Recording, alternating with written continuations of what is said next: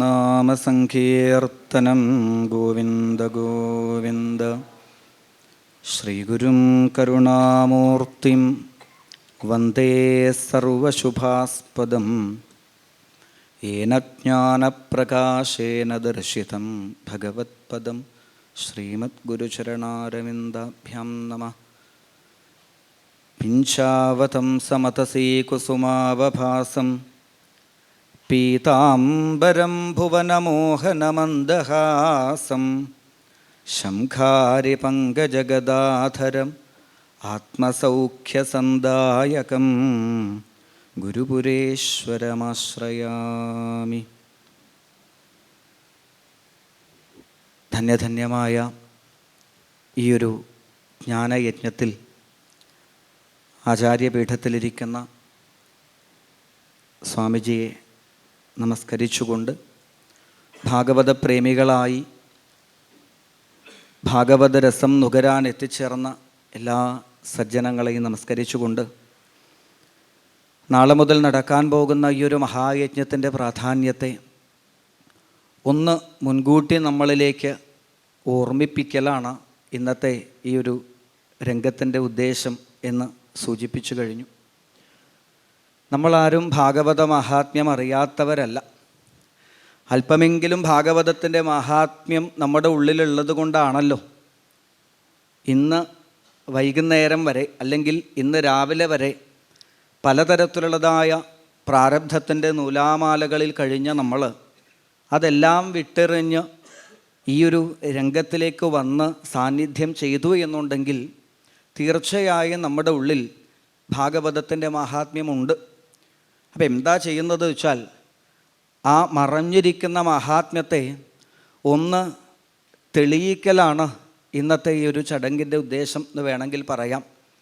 കാരണം ശ്രീനാരദ മഹർഷി വേദവ്യാസന് പോലും ഭാഗവതം പറഞ്ഞു കൊടുക്കാൻ മറന്നുപോയി എന്ന് കാണാം. ജ്ഞാനവൈരാഗ്യങ്ങളെ ഉണർത്താൻ വൃന്ദാവനത്തിൽ പല വിധത്തിലുള്ളതായ വേദങ്ങളും ഉപനിഷത്തുകളും ഒക്കെ ശ്രമിച്ചിട്ടും നടക്കുന്നില്ല എന്ന് കണ്ടപ്പോഴാണല്ലോ സനകാദികൾ ശ്രീനാരദ മഹർഷിയെ അനുഗ്രഹിച്ച് ഭാഗവത മഹാത്മ്യം പറയുന്ന രംഗം. അപ്പോൾ എല്ലാം ഉപദേശിച്ചു, എന്തേ ഭാഗവതം അങ്ങ് ഉപദേശിച്ചില്ല? വേദവ്യാസന് പോലും ഭാഗവതം കൊടുത്ത ആളല്ലേ. അപ്പോഴാണ് നാരദർ പറഞ്ഞത്, അപ്പോൾ തോന്നിയില്ല. എന്തേ? കുറച്ച് കലിയുഗത്തിൽ നടന്നു നാരദർ. കലിയുഗത്തെ കുറച്ച് കണ്ണുകൊണ്ട് കണ്ടു. കലിയുഗത്തിലെ പല വാർത്തകളും ചെവി കൊണ്ട് കേട്ടു. അതോടെ വ്യാസന് ഭാഗവതം ഉപദേശിച്ച നാരദർക്ക് തന്നെ ഭാഗവതത്തിൻ്റെ മഹാത്മ്യം മറന്നുപോയി എന്ന് വെച്ചാൽ ഇന്ന് രാവിലെ വരെ പ്രാരബ്ധത്തിൽ മുങ്ങിക്കുളിക്കുന്ന നമുക്ക് ഭാഗവതത്തിന് മുൻപിലേക്ക് എത്തുമ്പോൾ അതൊന്നുകൂടി ഓർമ്മിപ്പിക്കുന്നത് വളരെ വളരെ സൗകര്യമാവും. ഏതായാലും വേദവ്യാസ മഹർഷി അദ്ദേഹത്തിന് നാരദർ ഉപദേശിക്കുമ്പോഴേക്കും ഭാഗവതത്തിൻ്റെ മാഹാത്മ്യം മാധുര്യം മനസ്സിൽ വന്നു. കാരണം മറ്റെല്ലാം രുചിച്ച് കഴിഞ്ഞിട്ടാണ് വ്യാസനിരിക്കുന്നത് അല്ലേ. മറ്റെല്ലാ ഗ്രന്ഥങ്ങളും മറ്റെല്ലാ തരത്തിലുള്ളതായ ഭാവങ്ങളും രുചിച്ച് കഴിഞ്ഞിട്ട് ഇരിക്കുന്ന ആളാണ് വേദവ്യാസ മഹർഷി. അതുകൊണ്ട് തന്നെ നാരദർ ഭാഗവതം എന്ന് പറയുമ്പോഴേക്ക് തന്നെ ആ മാധുര്യം വ്യാസമഹർഷിക്ക് വളരെ പെട്ടെന്നുള്ളിൽ അനുഭവമായി. നമുക്കിപ്പോൾ അത്ര എത്തിയിട്ടില്ല. നമ്മൾക്കിപ്പോൾ ഇത് കഴിഞ്ഞാലും നമ്മൾ രുചി വീണ്ടും തേടി പോണ ആൾക്കാരാണ്. എത്രയൊക്കെ ഭാഗവതം കേട്ടാലും ഇപ്പോഴും നമ്മൾ മറ്റ് രുചികളിലേക്ക് അന്വേഷണം തുടരുന്ന ആൾക്കാരായതുകൊണ്ട് അത്ര എത്തിയിട്ടില്ല. എങ്കിലും ഭാഗവതത്തിൻ്റെ മധുരം നമുക്ക് നുകരാൻ സാധിക്കുന്നത് തന്നെ വലിയൊരു ഭാഗ്യമാണ്. വ്യാസമഹർഷി തനിക്ക് കിട്ടിയതായ ആ ഭാഗവതത്തിൻ്റെ മധുരം അതനുഭവിച്ചപ്പോഴാണ് അദ്ദേഹത്തിന് മനസ്സിലായത് അതുവരെ രചിച്ച ഗ്രന്ഥങ്ങളൊന്നും വെറുതെ ആയിട്ടില്ല. നാരദർ വേദവ്യാസനോട് പറയുന്നുണ്ട്, ഭാഗവതമൊക്കെ രചിച്ചു കഴിഞ്ഞപ്പോൾ ഭാഗവതത്തിൻ്റെ മാഹാത്മ്യം മാധുര്യം അനുഭവിച്ചപ്പോൾ അയ്യോ, ബാക്കി പുരാണങ്ങൾ ഇതുവരെ രചിച്ചതൊക്കെ ഇനിയിപ്പോൾ വെറുതെ ആയി പോകുമോ എന്ന് കരുതണ്ട. മറ്റ് പുരാണങ്ങളൊക്കെ രുചിച്ചിട്ട് ഭാഗവതം രുചിച്ചതുകൊണ്ടാണ് ഭാഗവതത്തിൻ്റെ യഥാർത്ഥ മാധുര്യം മനസ്സിലാക്കാൻ സാധിച്ചത്. അല്ലേ? സദ്യക്ക് പായസം എന്തിനാ അവസാനം വിളമ്പുന്നതെന്ന് ചോദിച്ചാൽ, മറ്റുള്ള രുചികളൊക്കെ നാവിനെ അറിയിച്ച് ആ മധുരം നൽകുമ്പോഴാണ് മധുരത്തിൻ്റെ മധുരം അത് അനുഭവമാവുക. അപ്പോൾ മറ്റ് പുരാണങ്ങളൊന്നും മോശം എന്നല്ല. ശ്രദ്ധാം ഭാഗവതേ ശാസ്ത്രേ അനിന്ദാമന്യത്ര ചാഭിഹി. ഭാഗവതത്തെ നമുക്ക് ലഭിക്കുമ്പോൾ മറ്റൊരു പുരാണത്തെയും മറ്റൊരു ശാസ്ത്രത്തെയും താഴ്ത്താനല്ല വ്യാസൻ അല്ലെങ്കിൽ വ്യാസമഹർഷി നമ്മളോട് പറയുന്നത്. എല്ലാത്തിൻ്റെയും സാരമായി ഭാഗവതം നമുക്ക് തരുന്നു. ഇവിടെ ആ ഭാഗവത മാഹാത്മ്യം അത് മറ്റ് പുരാണങ്ങളിൽ അല്പാൽപമായിട്ട് വ്യാസമഹർഷി ചേർത്തു വച്ചു. അപ്പം എന്തുണ്ടായി? അതുവരെ മധുരം കുറവ് എന്ന് വ്യാസമഹർഷിക്ക് തോന്നിയ പുരാണങ്ങൾക്ക് മാധുര്യം ഉണ്ടായി. ഭാഗവതത്തിൻ്റെ മാധുര്യം ചേർത്തപ്പോൾ സ്കന്ദപുരാണത്തിന് മാധുര്യം കൂടി, പത്മപുരാണത്തിന് മധുരം വർദ്ധിച്ചു. ഈ പുരാണങ്ങളെയൊക്കെ നമ്മൾ അല്പമെങ്കിലും ഇപ്പോൾ അനുസ്മരിക്കുന്നത്, ഇങ്ങനൊരു ഭാഗവത മാഹാത്മ്യം എന്നൊരു ചടങ്ങില്ലെങ്കിൽ ഒരു പക്ഷേ പത്മപുരാണം എന്ന പുരാണം തന്നെ നമ്മൾ മറന്നു പോയേക്കുമായിരുന്നു. ഏതായാലും ഇവിടെ മറ്റുള്ള പുരാണങ്ങൾക്ക് കൂടി ഭാഗവതം മാഹാത്മ്യം ഉണ്ടാക്കി കൊടുത്തു എന്ന് നമുക്ക് മനസ്സിലാക്കാം. സച്ചിദാനന്ദരൂപനായ ഈ പ്രപഞ്ചത്തിൻ്റെ മുഴുവൻ ഉൽപ്പത്തി സ്ഥിതി ലയങ്ങൾക്ക് ഹേതുവായിരിക്കുന്ന താപത്രയങ്ങളെയും ഉന്മൂലനം ചെയ്യാൻ കഴിവുള്ള ഒരാളെ ആശ്രയിക്കുക. അതിലേക്കാണ് ഭാഗവതം നമ്മളെ കൈപിടിച്ചു കൂട്ടിക്കൊണ്ടുപോകുന്നത്. ആരായാൾ? ശ്രീകൃഷ്ണായ വയം നുമാ. ശ്രീകൃഷ്ണ ഭഗവാനിലേക്ക്.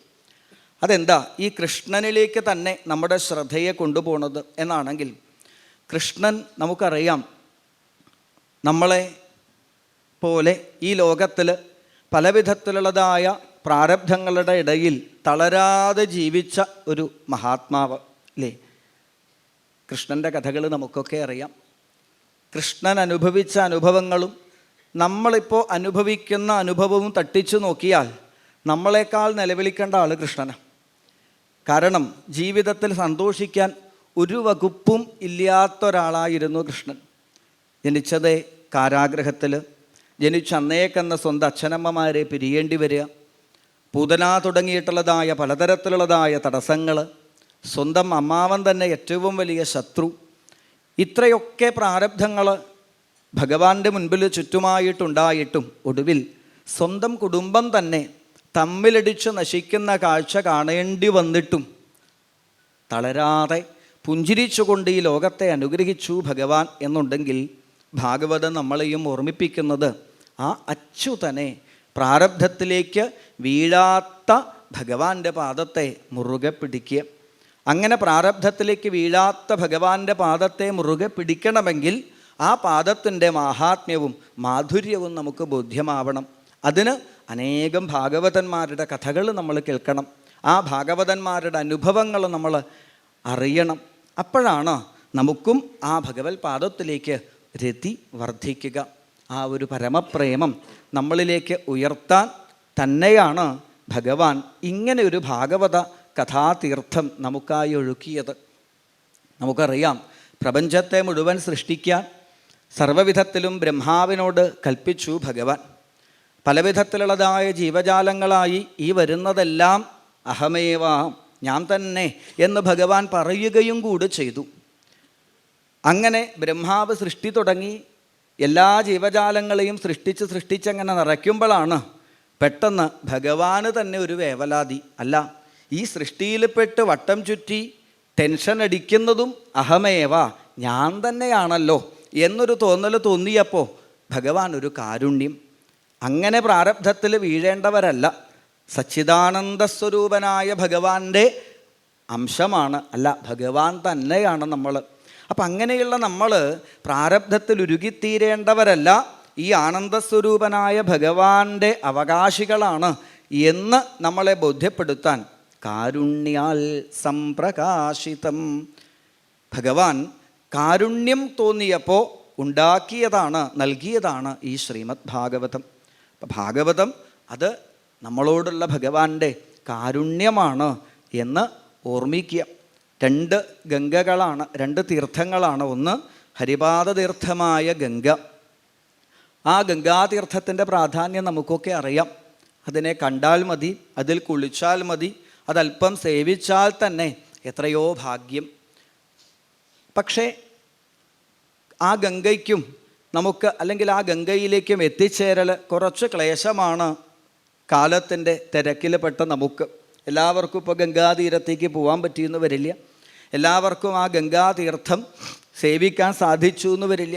ഗംഗാതീർത്ഥം അധികവും നമ്മൾ സൂക്ഷിച്ചു വയ്ക്കുന്നത് അല്ലേ, അന്ത്യകാലത്ത് ആ ഭഗവത് പാദതീർത്ഥം സേവിക്കണം എന്നൊക്കെയാണ്. പഴയ കാലത്തൊക്കെ ചെമ്പിൻ്റെ കുടത്തിൽ നമുക്ക് തറവാടുകളിലൊക്കെ സൂക്ഷിച്ചു വച്ചിട്ട് കാണാം. എൻ്റെ തറവാട്ടിൽ തന്നെയുണ്ട് കുറേ കാരണവന്മാർ വെച്ച പാത്രം. ആരാ വച്ചതെന്നറിയില്ല, എപ്പോഴാണ് വച്ചതെന്നും അറിയില്ല. എന്തായാലും കുടിച്ചിട്ടില്ല എന്നുള്ള കാര്യം ഉറപ്പാണ്, അവിടെ ബാക്കിയുണ്ട്. അപ്പോൾ എന്താ വെച്ചാൽ ഈ ഒരു പാത്രത്തിനൊരു കുഴപ്പം എന്താ വെച്ചാൽ ആരെങ്കിലും ഒരാൾ എടുത്ത് കൊണ്ടുതരണം, ആരെങ്കിലും എടുത്ത് വായൽ തരണം. അപ്പോഴാണ് ഭഗവാന് തോന്നിയത് അത് പറ്റില്ല, അതൊരു ന്യൂനതയാണ്. അപ്പോൾ എന്തു വേണം? എപ്പോഴും വേണമെങ്കിലും ഒരാളുടെയും സഹായമില്ലാതെ നമുക്ക് അനുഭവിക്കാൻ പറ്റുന്ന ഒരു പാത്രവും അതിൽ നിറയ്ക്കാൻ പറ്റുന്ന ഒരു തീർത്ഥവും ഈ ലോകത്തിലുണ്ടാവണം. അങ്ങനെയാണ് ഭാഗവത കഥാതീർത്ഥം പ്രത്യൂഷേഷ്വനുബദ്ധേന ഹൃദാശൃണ്വൻ ഹരേ കഥ. ഹൃദയമാകുന്ന പാത്രത്തിൽ നിറച്ചു വയ്ക്കാൻ ഒരാളും എടുത്തു തരണ്ട, ഒരാളുടെയും സഹായം വേണ്ട. ഏതവസ്ഥയിലാണോ നമുക്ക് വേണ്ടത് ആ നിമിഷം അനുഭവിക്കാൻ, നമ്മുടെ ഹൃദയപാത്രത്തിലേക്ക് കോരി നിറയ്ക്കാൻ ഭാഗവത കഥാതീർത്ഥം ഭഗവാൻ നമ്മളോടുള്ള കാരുണ്യം കൊണ്ട് സൃഷ്ടിച്ചു. ആ കഥാതീർത്ഥം നാളെ മുതൽ 7 ദിവസങ്ങളിലായി ഹൃദയമാകുന്ന പാത്രത്തിലേക്ക് കോരി നിറയ്ക്കാൻ ഗുരുനാഥനും ഗുരുവായൂരപ്പനും അനുഗ്രഹം ചൊരിയട്ടെ എന്ന് പ്രാർത്ഥിച്ചുകൊണ്ട് ഇപ്പോൾ നിർത്താം. സർവത്ര ഗോവിന്ദനാമ സങ്കീർത്തനം.